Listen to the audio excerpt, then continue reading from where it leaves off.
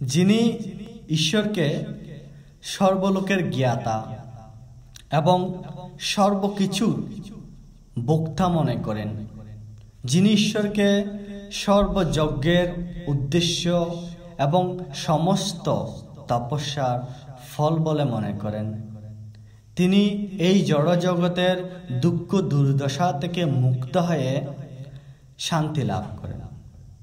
গীতার ৫ম অধ্যায়ের শেষ শ্লোক অথবা ২৯ নম্বর শ্লোকে বলা হয়েছে, ভুক্তারং যজ্ঞ তপসং সর্বলোক মহেশ্বরম সুহৃদং সর্বভূতানাং জ্ঞাত্বা মাং শান্তিমিচ্ছসি।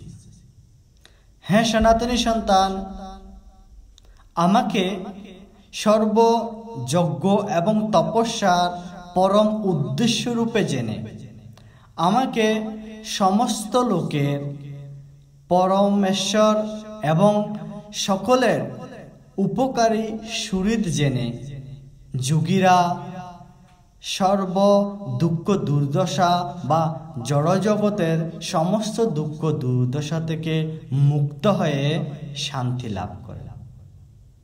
হ্যাঁ সনাতনী সন্তান, আপনিও ঈশ্বরকে সমস্ত কিছুর কারণ বলে মনে করুন।